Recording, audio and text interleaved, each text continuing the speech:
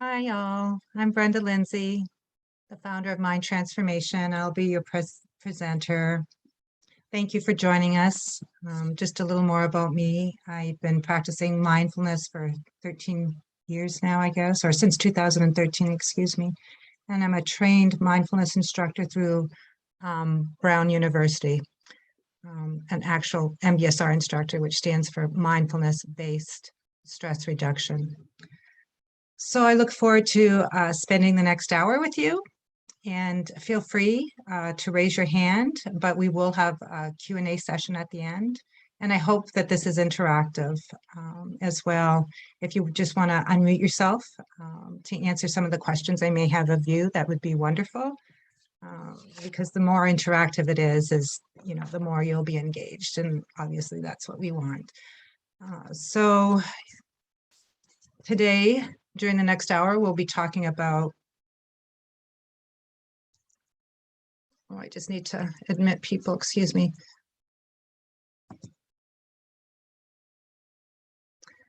Today, we'll be talking about the stress response. We'll be talking about developing resilience. We'll talk about self-care practices and actually go through 2 self-care practices. And again, there's going to be a Q&A session at the end for you to answer questions. But again, if you have a question, feel free to use the raise your hand functionality. And I'll try to, hopefully I can see you and I'll try to address it. So right off the bat, where does stress come from? So according to Christopher Fagundes, he says there's a big difference between what you perceive and what threat actually exists. But the difference is arbitrary when it comes to the body's response. Our body reacts to the perception of a threat.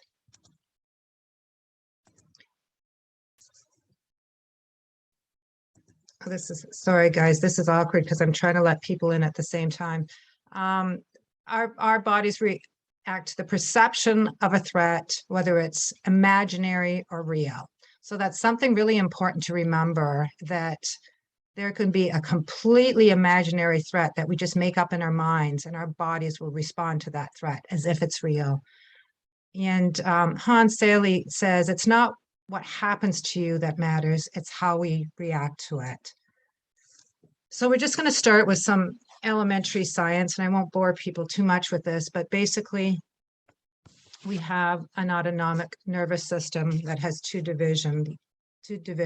The autonomic nervous system is part of the nervous system that supplies our internal organs, including blood vessels, stomach, intestines, liver, kidneys, heart, digestive systems.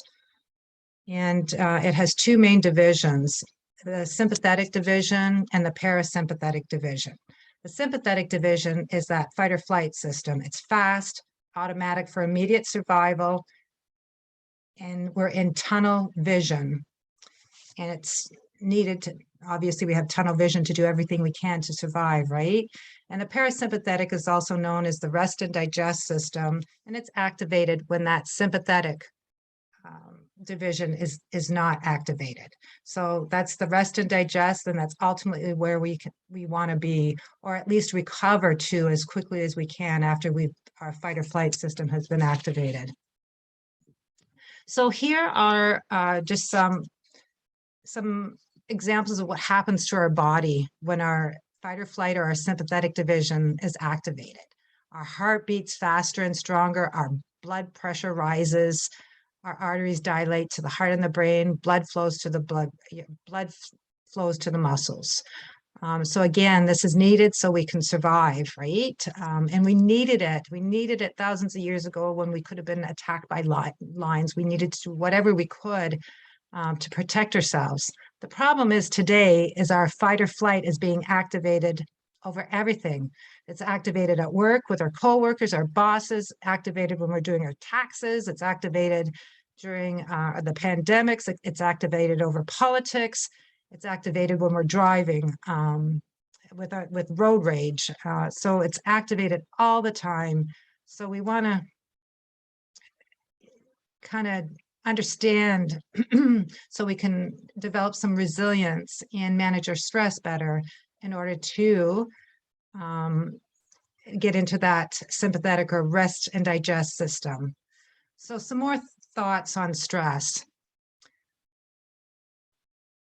Robert Sobolewski, who wrote the book Why Zebras Don't Get Ulcers, says, if your blood pressure rises to 180 over 120 when you're sprinting away from a lion attack, you're being adaptive.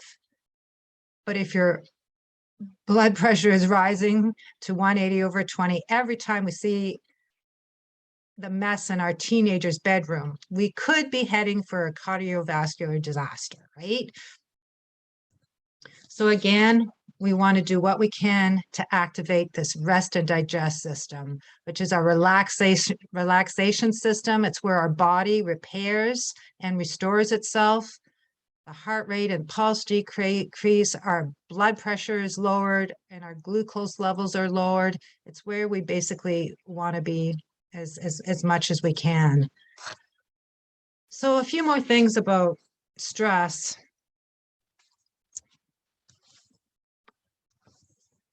Researchers from the Term Longevity Project found that both too much and too little stress led to shorter life expectancies. So too much stress, the catastrophizers, the folks that chronically worry way too much, right? Have stress-related diseases and unfortunately die younger. And then on the other side of the coin, when we have too little stress, where we're not conscientious enough and we're not paying attention to some symptoms of possible illness, these folks also, unfortunately, may die younger as well. So it's moderately stressed cells that live longer. So it's finding that Goldilocks zone of stress, not too much and not too little. Again, people who stress themselves at a moderate level, worrying about stressors that they could control, had the healthiest lives and the longest life expectancies. And what do Americans worry about? Things we can't control. So we need to develop resilience. Does anybody want to take a crack at what resilience is? You can either put it in the chat box or unmute yourself and just, or raise your hand and hopefully I can see you and unmute yourself. Either way, what is resilience to you? Your ability to recover from whatever your situation is. Yes, yes. So resilience, as stated so eloquently, is the ability to overcome difficulty. And it ideally develops through moderate stress, predictability, and controllability. And we already talked about that moderate stress, right? That Goldilocks zone. We're looking for not too much stress, but not too little. We want to care about ourselves, right? And pay attention and be present. And we already talked a little about controllability, controlling what we can in our lives and letting go of the rest. And then we'll talk more about the predictability aspect, but what we want is some predictable routines in our life that we can count on, and that helps develop resiliency as well. So resiliency is also strengthened by having supportive and caring relationships within and outside the family that create love and trust, provide role models, and offer encouragement and reassurance. Resilience is also strengthened by the capacity to make realistic plans and take steps to carry them out. So for those of you that may perhaps, have a vision and create goals and action plans with due dates and maybe put it on your calendar or whatever, that helps develop a resilience, as long as it's realistic, right? And not something that's completely unattainable, because we're just going to stress ourselves out. If it's something that we can never obtain. So the third one is having a positive self-image and confidence in personal strengths and abilities. And we'll talk a little more about the positive self-image later in this presentation. And then finally, resilience is strengthened by being optimistic about the ability to manage problems in life.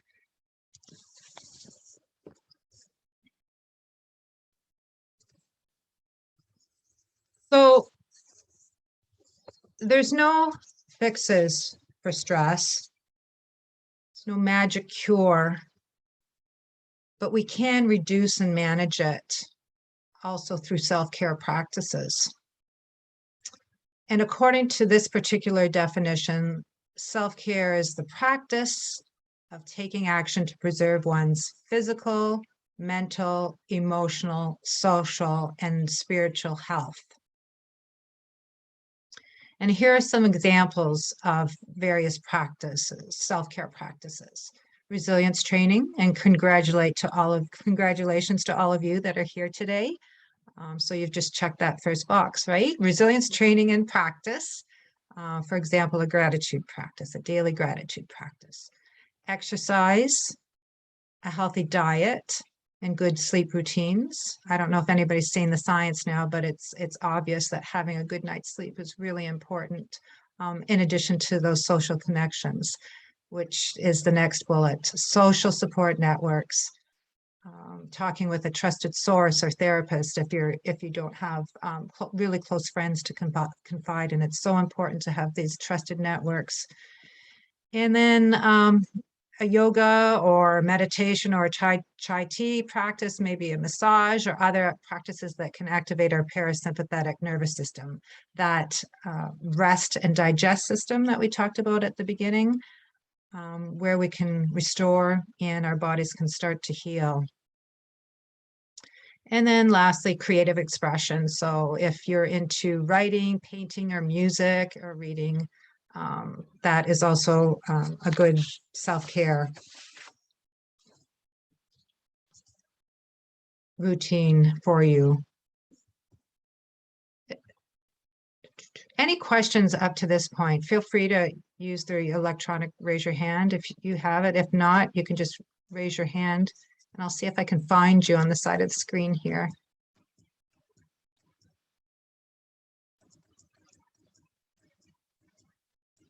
Okay. So we're going to talk about 2 self-care practices, and we'll actually practice. So I hope you have a pen and paper near you for one of the practices. So we'll be talking about a mindfulness practice and doing a short meditation. We'll be talking about practicing a gratitude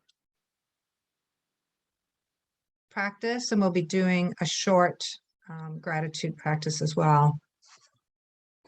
So does anybody know what mindfulness is before we get into talking about mindfulness? Does anybody want to take a shot at what mindfulness is?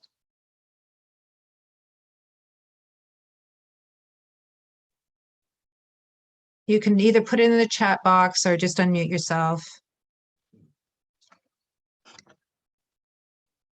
Feel free to popcorn it out.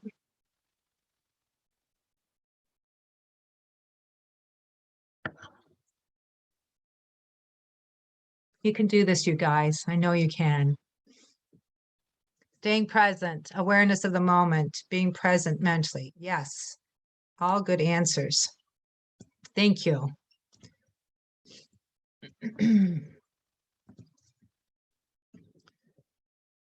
So yeah, you basically got the gist of mindfulness, and I'm gonna start out by talking what mindfulness isn't. So mindfulness isn't when we're driving down the road, completely lost in thought, worrying about something that's going to happen, next week, or ruminating about a conversation that maybe happened a couple of days ago. And when we're driving down the road, we miss our exit when we're not present, we're in autopilot. So we have to turn around and come back, right? That isn't being mindful. That's being an autopilot or lost in thought. And according to this study from Killingsworth and Gilbert, we're actually lost in thought 46.9% of the time. Consequently, we're not as happy as we can be, because when we're lost in thought, we're typically worrying, ruminating, we're in anxiety mode, or kind of ruminating, which is, is a cause of depression, worrying about or being concerned about the past. So mindfulness, as some of you mentioned, is paying attention to what's happening in the present moment without judgment. And again, we spend so much time worrying about the future or dwelling in the past. And all this ruminating and worrying gets in the way of our creativity, our focus, and simply just enjoying our lives in the present. Mindfulness is also the ability to recognize what's happening with our minds right now. And maybe perhaps our bodies. Oh, I'm angry. I can feel it in my chest. My mind's racing. Ooh. So you can do something to settle yourself down in order to have a conversation, as opposed to reacting, right, with anger. We can actually speak to it once we're mindful. So that's just an example of the ability to recognize what's going on in our minds and our bodies, and to be able to address it, respond, as opposed to react. So here are some benefits on the physical health side and the mental health side. I'm not going to go through each of them. I know all of you can read. But on the physical side, I'll touch on a few. And these are all based on studies. It helps with sleep disorders, chronic pain, helps with blood pressure, lower blood pressure. It helps with cardiovascular disease, et cetera, et cetera. On the mental health side, it helps with stress, depression, anxiety, substance abuse, phobias, PTSD, panic attacks, and eating issues. So these are just the physical health and mental health benefits of mindfulness. There's also many, many soft and hard skills like creativity, focus, cognitive ability. It helps strengthen connection and relationships. There's many, many other things that it helps with on the soft skills and the hard skills side as well. And we'll get into that. But right now, the way to cultivate mindfulness is through a daily, if at all possible, a regular, consistent, predictable, there's that predictability, meditation practice. And we are going to, if you guys are up for it, we're going to do a short meditation practice.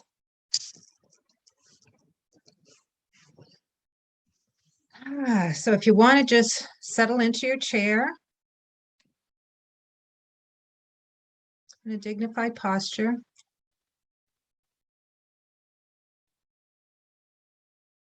Maybe taking a few deep breaths, just to help get in the present moment, to help us turn our attention from outward to inward. And you can either close your eyes or lower your gaze, whatever you're most comfortable with.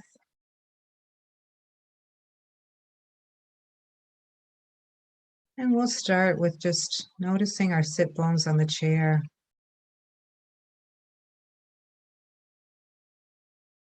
Noticing the contact points on the chair.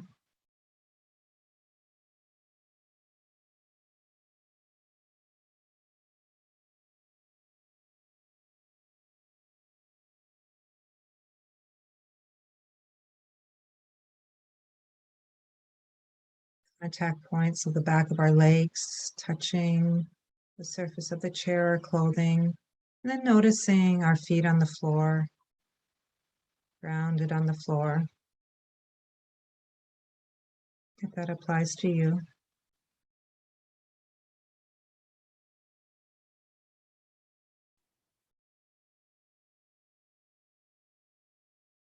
Now we're going to turn our attention to the hands. Let's start by just noticing what kind of sensations are in the hands. Perhaps you notice warmth or coolness, maybe a tingling sensation, maybe a sense of moisture or dryness. Just notice what sensations are in the hands.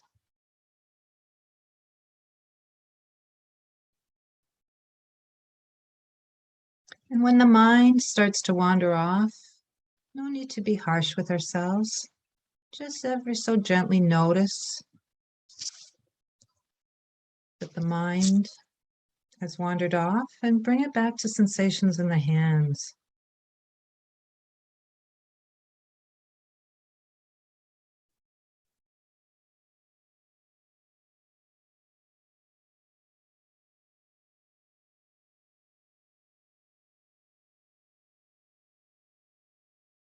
Now we're going to shift our attention to the breath. Perhaps noticing the breath, the belly, or the breath in the belly or the chest area rise and fall with each inhale or exhale. Just notice and follow the breath through.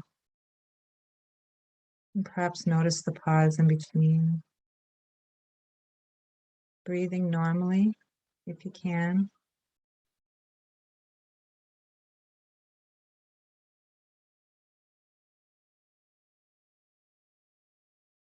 And again, when the mind starts to wander, just notice that it's wandered off and bring it back to the breath for a new beginning. The mind wanders, that's what it does. So it's that point of noticing that the mind has wandered, where awareness happens again, and then bring it back to the sensations of the breath.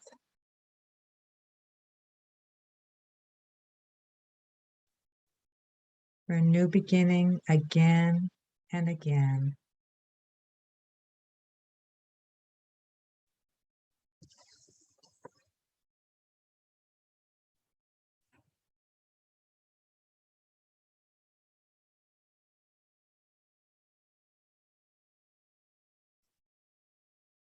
So now we're going to shift our attention to the sensations of sound. Perhaps you notice the sound of the breath, or maybe the sound of the computer you're next to, the gentle buzzing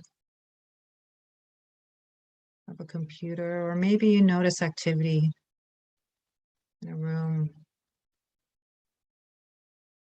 where you're located, or perhaps outside. Just notice.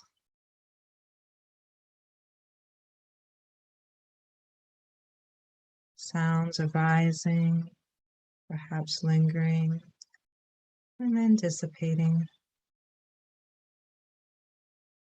And again, when the mind wanders, not a big deal, just notice and gently and kindly, without judging yourself, bring it back to sound, to the present moment.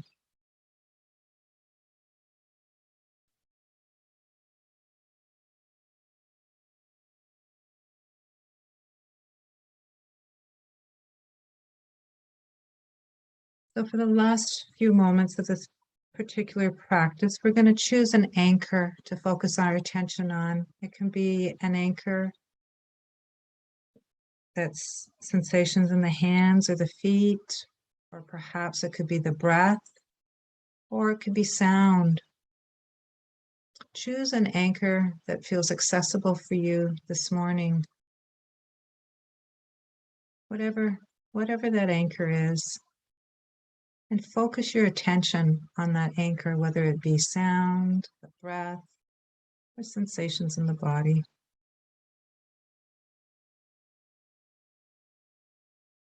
When the mind wanders, just ever so gently notice and bring it back to this anchor for the last few moments of practice.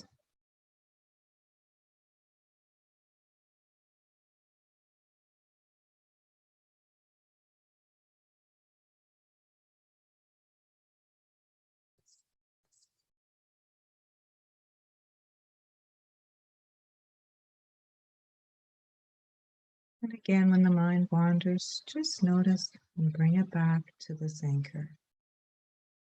Not a big deal.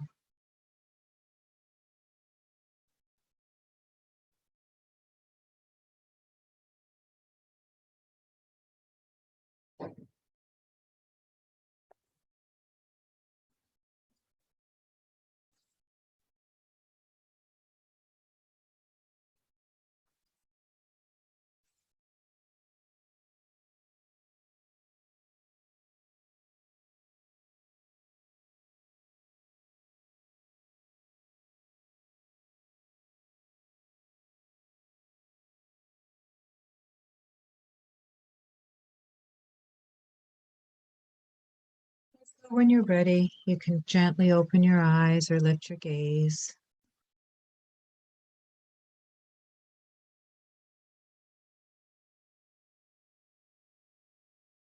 And then bring your attention back to the screen.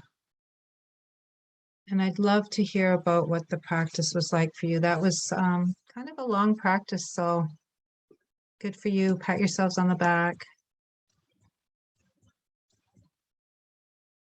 Does anybody want to share what the practice was like for them?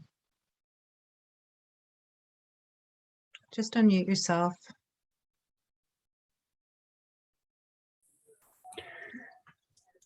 I had trouble focusing consistently. Mm-hmm. So my mind would wander and I'd have to work to get it back. Mm-hmm.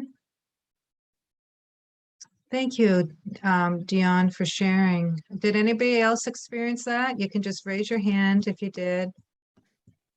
I can't really see you guys if you're raising your hand, but yeah. I think also the same. I think it's there's always so many distractions. So to just be quiet and to clear your mind is sometimes difficult, which is kind of sad to say, but yeah. Yeah, I just had a distraction by a client calling me, so I couldn't get into it like I wanted to. So, yeah, that is a hard thing to do. Mm-hmm. Anybody else? Paula?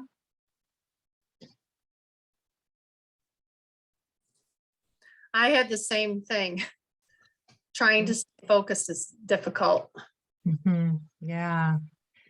Yeah. So when we're starting meditation practice, I mean, we did kind of a long one, so I'm impressed that you guys hung in there as best as you could, but just be very, very kind to yourselves because the mind is going to wander off. That's what it does, right? Especially when we're starting to learn to sit and we're not used to it. But the mind is going to wander out. The second you notice that it's wandered off, though, that moment you notice and, oops, I've wandered off, you're present. You're present to your thoughts.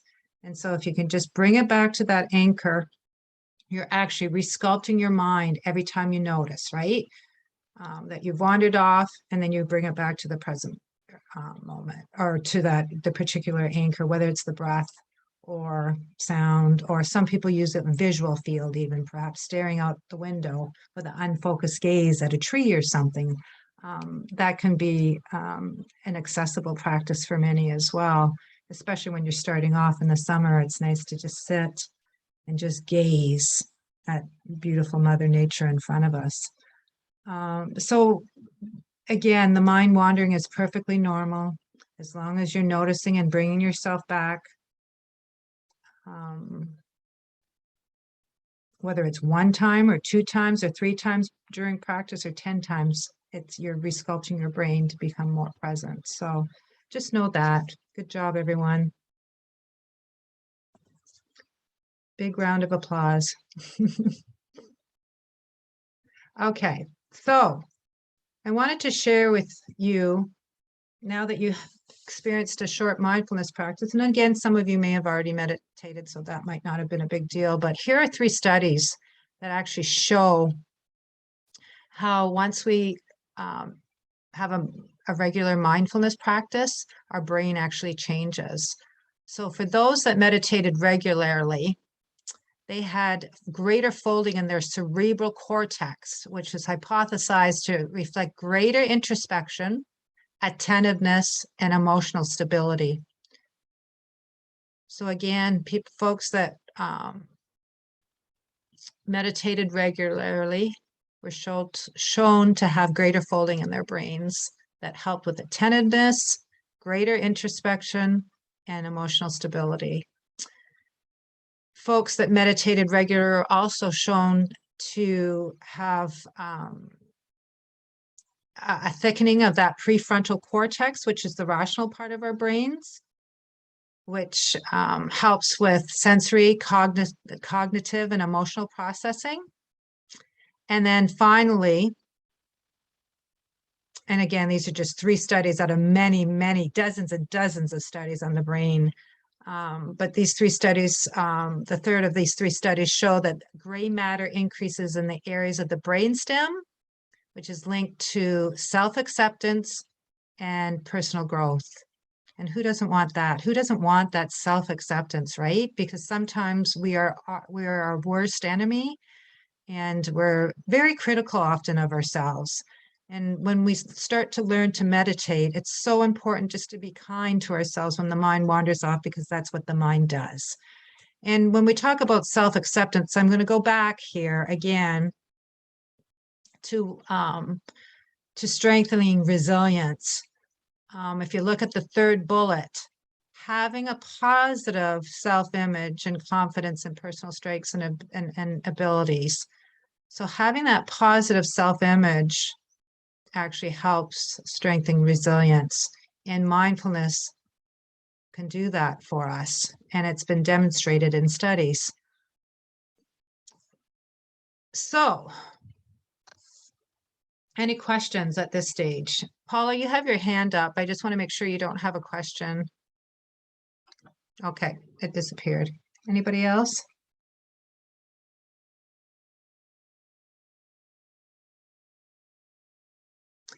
So the next self-care practice that we'll talk about is practicing gratitude. Now, practicing gratitude increases the sense of well-being. And according to this study, it suggests that practicing gratitude contributes to improved mental health over time as well. It can rewire our brain to be more optimistic and compassionate.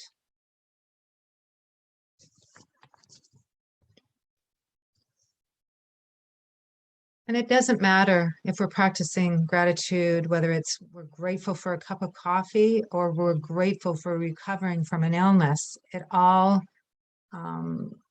resculpts our brain, whatever it is we're grateful for, right? And so there's a simple gratitude practice that we can do every single day. Writing things down every single day. 5 things, whether it's first thing in the morning or at the end of the day before you go to bed. If we practice gratitude again, we will have an increased sense of well-being, improved mental health over time, and again, be more optimistic and compassionate. So let's just kind of do a gratitude practice. Let's write 5 things down and see how long it takes. I have 20 after 11 right now. Let's just get a feeling for how long that takes to see if this is something we can actually incorporate in our daily routine. So if you have a pen and piece of paper, write 5 things down that you're grateful for. It can be today already, whether it's the weather's nice or you had a fantastic cup of coffee this morning or your drive to work was uneventful. Whatever it is, just take some time and write these 5 things down. Just so you get a sense of how long it takes to do this every day.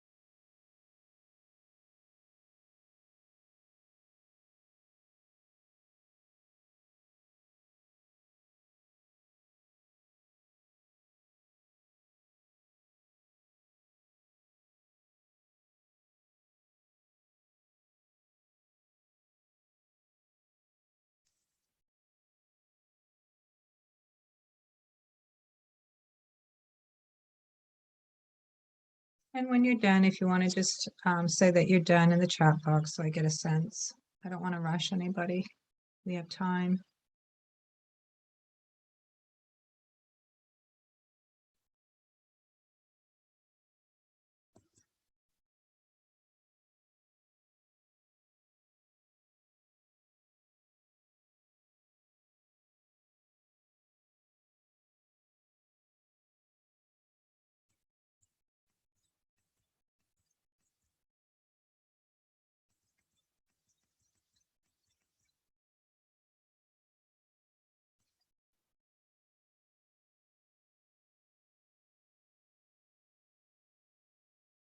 Okay, I counted about 12 people that are done.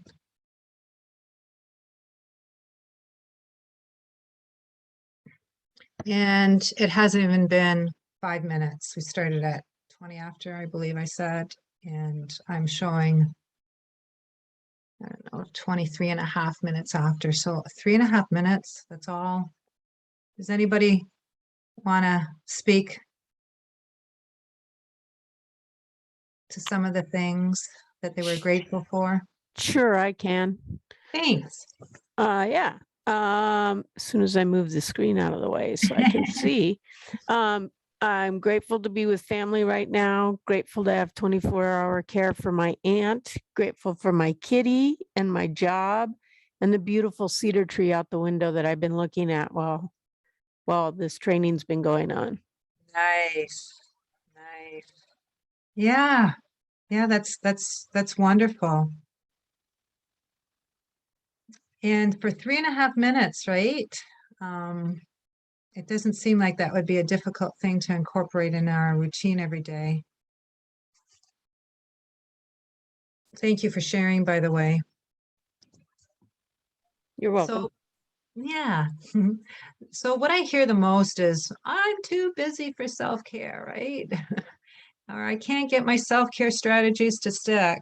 Well, I get that. I mean, I'm human as well, and I know it's difficult to develop new habits. But I have a few tips for folks that want to develop some new positive habits into their lives. So there's 3 tips that I'm going to share. The first one is to write down your goals, whether you want to start a mindfulness practice or meditation practice every day, or a gratitude journal, or both. I mean, you could start off just with 5 minutes a day for your mindful check-in. And again, your gratitude journal, it took less than 3.5 minutes for most of you. So write down your goals and your routine and then follow it. And that helps with the predictability. Remember when we talked about ideally resilience develops with 3 things? The first was moderate stress, that Goldilocks zone. The second was predictability. And the third was controllability, controlling what we can control in our lives. And again, Americans tend to, well, North American, well, people in general probably often control what they really, or try to control what they have no control over. So the second tip is a term that S.J. Scott coined as habit stacking, habit stack. So in other words, if you already have a developed habit, for instance, perhaps you read every night for 5 minutes before you fall asleep, have your gratitude journal next to the book that you're reading. So if you already have one habit developed, it's a lot easier to develop a second habit, right? If you stack those 2 habits. Or another example is if you have a cup of coffee every single morning, perhaps have that cup of coffee and then have a short sitting mindfulness practice or meditation practice. Just checking in with yourself, checking in with the breath or whatever anchor you choose. You can stare out a window and look at a lovely tree and just get present, starting off slow. That's the 3rd tip. Start out small. Start with, checking in with yourself for 5 minutes a day, and then gradually increasing it over the weeks and months. to up to 20 minutes or even a half an hour for those that really want to make a difference in their lives. But you'll see the benefits with just 10 minutes a day. You'll see the benefits in your life, and that may motivate you to perhaps lengthen the meditation practices. Does anybody have questions about forming a habit?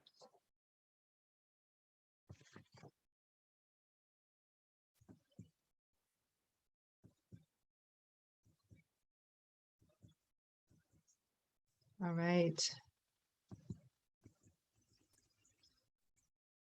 We're going to move on with some final thoughts before we open it up for Q&A. Amit Ray says, if you want to conquer the anxiety of life, live in the moment and live in the breath. And Amit Ray is an Indian author and spiritual master that's known for his teaching and meditation, yoga, peace, and compassion.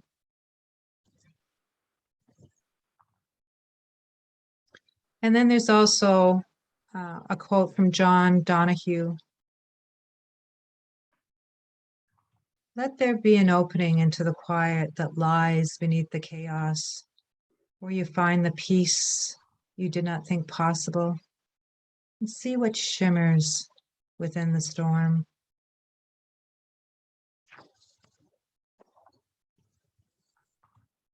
I see Brenda included a link in the chat box for CEUs.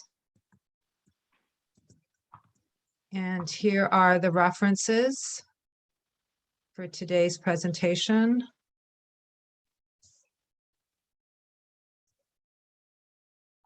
And now is the time to open it up. We have probably about 10, 15 minutes for questions. So we have lots of time for questions. So please take this time to ask any questions, and no question is silly when it comes to this stuff. Self-care practices or stress or resilience or mindfulness or gratitude practices or any other self-care practices for that matter. I'll answer them if I can.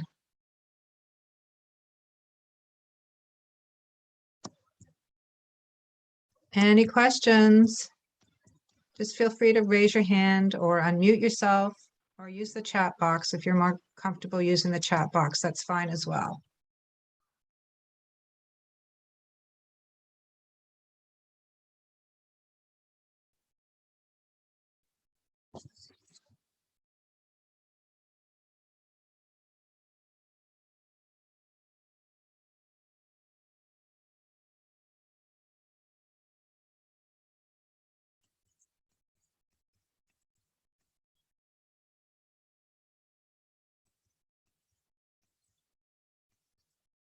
All right. Well, it looks like there's no questions. So you have some time for the lunch period, which it looks like is from 11:50 a.m. to 12:30. The next class is at 12:30.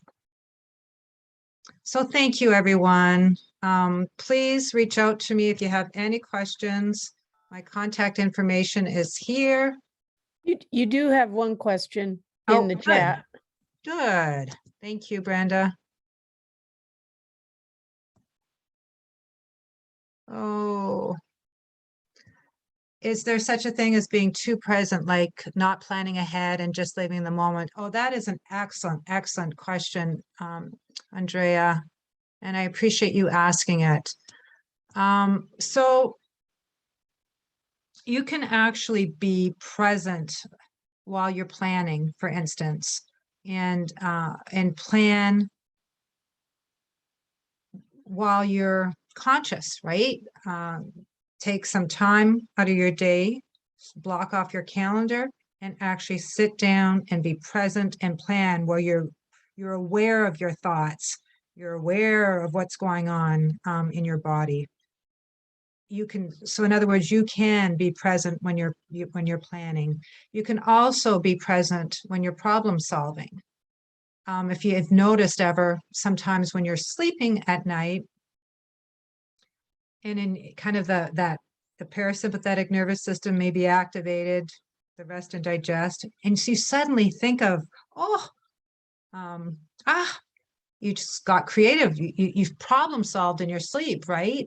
And that's because we're giving our mind some space. If we give our mind some space and learn to be present more often instead of this worrying and rumination that happens about 50% of the time, there's actually more space for being present, which includes being present to problem solve and being present to plan. If, I hope I answered your question, Andrea.